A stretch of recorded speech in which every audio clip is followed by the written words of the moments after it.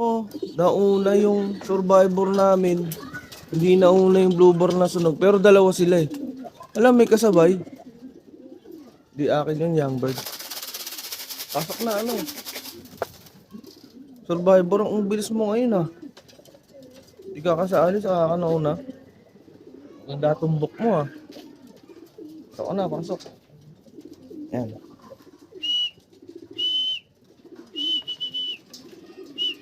Yan. As of 7:41. Yeah guys, mamaya ulit. Good morning mga kalapatids. Welcome back to my channel, Ayers Love TV. For today's video is abangan ko ngayon sa FPR, Ibaan, Batangas. 94 kilometers away from my loop. Bali, nag-training ako ng 5 at sumali din ako ng 1. Yung maagang umuwi sa akin nung nakaraan. Kaso matagal pumasok. Yung bloober na sunog. Anak na ito. Anak niyan, nandiyan na yan. Anak niya dito sa hen na to, yan. Anak niya dyan. Kapatid niya ni Kiko Sayna. Bali yung yung 1.5 to ko nung nakaraan, yan kalahi nun. Yan. Magkakalahi na sila. May bagong inakay ako dito. May mga kulay na sila. Yan. Hindi nila anak yan, pinayaya ko lang yan. Yan. Ito, anak talaga nila yan. Ito yung tatay ng winner ko. Yan. Tapos may bago ulit tayong ibon dito yan. Ito, itong checkered na to yan. Tapos ito, pang ano na to. Pang out na, pang out. Kailangan ng pera.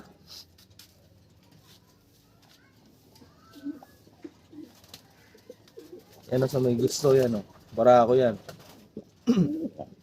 Ang issue lang yan yung paa yan putol. Yan. Gato kasi ang gato. Ang singsing niyan dati, yan, Pepsi banded. Ilalaro ko dapat yun eh. Kaso nag-overplay sa akin, nakita ko sa bilihan ng patoka. Yan. Tinubos ko, ginawa ko na lang breeder. Good line yan, yan eh. Mon Ocampo Cross Kirby Chua. Parang sa Kirby Chua ata ang baseline nun is Jostone na gano'n. Yan. Saka sa body build din ito talagang sign ng Jostone kasi malaki itong malaking kak.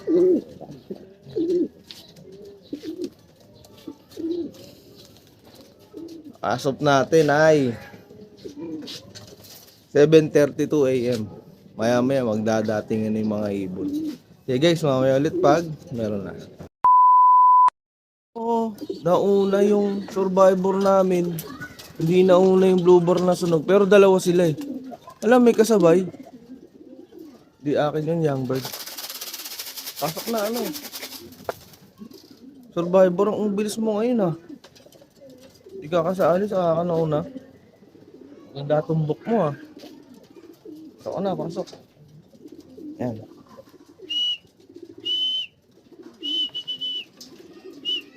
Yan. As of 7:41. Yeah guys, mamaya ulit. Andito na yung sinali ko. Ayan umiikot pa. Anak ni Tanda. Yan. Yan na siya. 2/5. Yan na siya. Yan na siya. As of 7:49.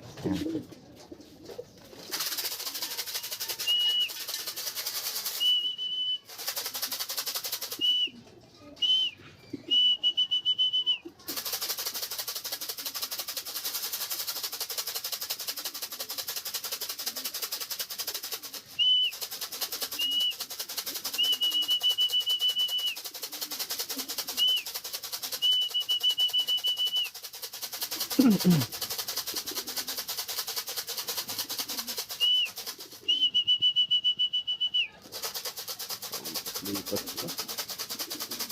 Ayaw nilang pumasok. Palipat-lipat pa eh.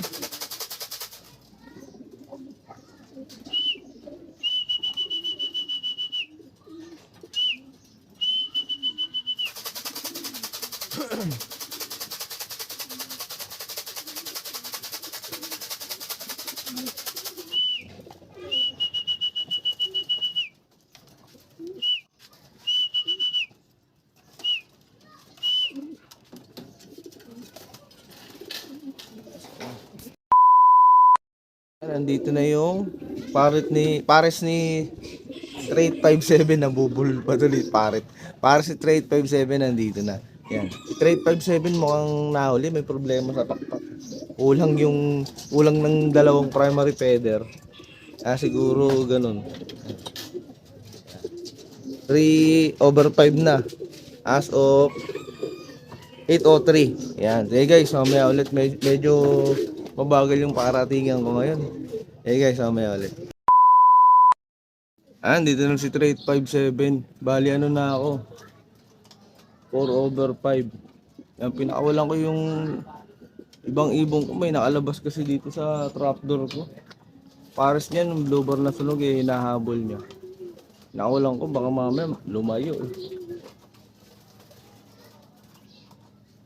Yan, oras natin ay 8:11.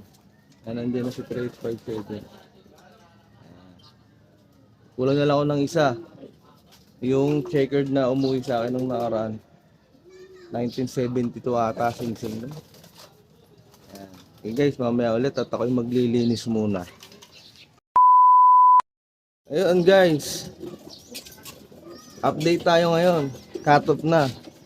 Kulang ako ng isa. Bali, meron pang wala sa trapdoor ko. Yan. Hindi ko pa nakikita. Pero umuwi yun, alam ko Kasi nung nakaraan, nakalabas din yun. Hindi naman siya lumayo. Yan. Pero sana umuwi pa siya hanggang mamaya. Ayan Pinakain ko na rin sila. Yan. Para siya nung unang umuwi ko ngayon. Pinalabas ko na pinaikot ko na Hindi makita, hindi masundo. Ayan. Kulang ko ng isa ngayon. 4/5. Si Trade 57. Ano siya ngayon? Port bird. Bali yung pakpak niya pala, status ng pakpak niya is 8-8. Tapos tingin ko hindi maganda kondisyon niya kaya siguro nahihirapan siya. Pag uwi niya para siyang hinihika Yan, baka sa next training baka hindi ko na isampa to. Sayang baka mawala Papares ko to kay Mini Kaya hindi ko pa hindi pwedeng mawala to. Saka si Mini din kasi ngayon hindi pa kondisyon. Ayan naglulugon pa siya konting pa siya. Ayan. Sobra lugon yun. Kaya hindi pa siya pwede pares. Kakalasin ko yan. Sila pagpaparising ko. Alright guys, hanggang dito na lang. Hanggang sa susunod na mga video. Ingat mga kalapatids. Bye.